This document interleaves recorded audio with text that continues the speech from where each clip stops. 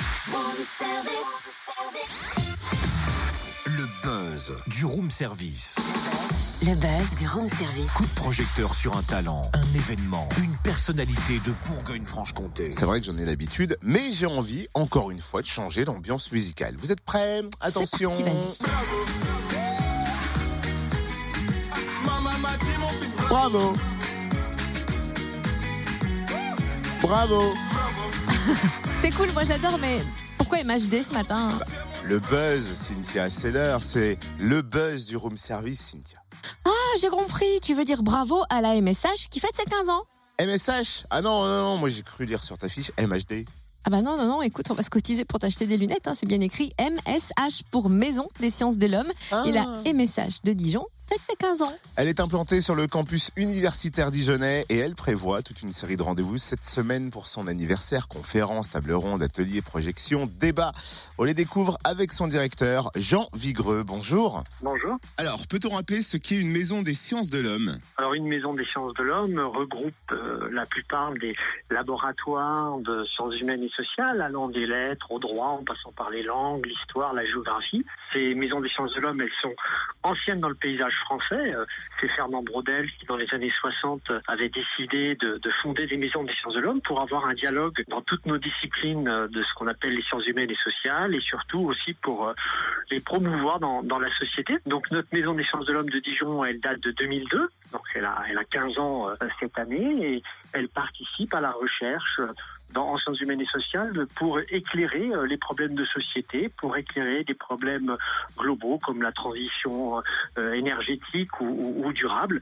Voilà un petit peu ses missions. Et pour célébrer ses 15 ans, elle organise donc dès demain toute une semaine de festivités, si je puis dire, avec des conférences, des tables rondes. Ça commence par quoi demain ? Alors, ça commence à 14h30 par une inauguration officielle, puisqu'on a pu faire une exposition retraçant non pas l'histoire de la MSH, mais plutôt c'est sa présence dans la cité universitaire, sur le campus universitaire de Dijon, le rôle de ces plateformes technologiques. Donc on pourra voir ce que c'est que la numérisation, la mise en ligne d'archives, mais aussi la géomatique. Donc chaque atelier, en quelque sorte, présentera les activités de la MSH, et puis avec l'idée de petits points, style un quart d'heure de conférence, rapide, mais pour aller à l'essentiel. Alors aussi bien concernant l'histoire, la géographie, la psychologie ou la psychanalyse, l'économie, enfin toutes les disciplines classiques des sciences humaines et sociales, et parfois aussi des dialogues entre chercheurs de disciplines différentes, mais sur un même objet.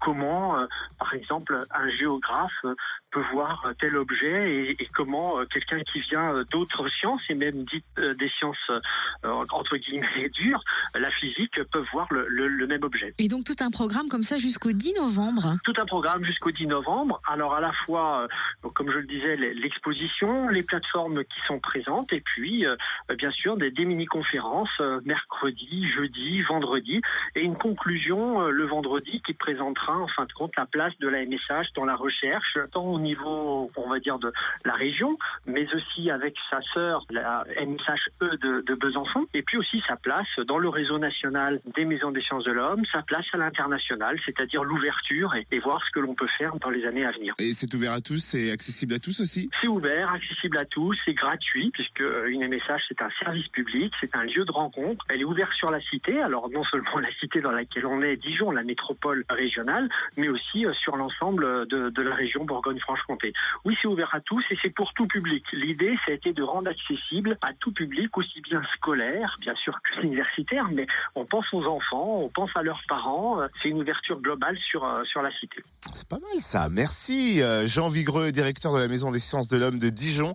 Et puis du coup, bon anniversaire à la MSH. On rappelle que l'entrée est libre pour chaque événement. Plus d'infos sur msh-dijon.u-bourgogne.fr.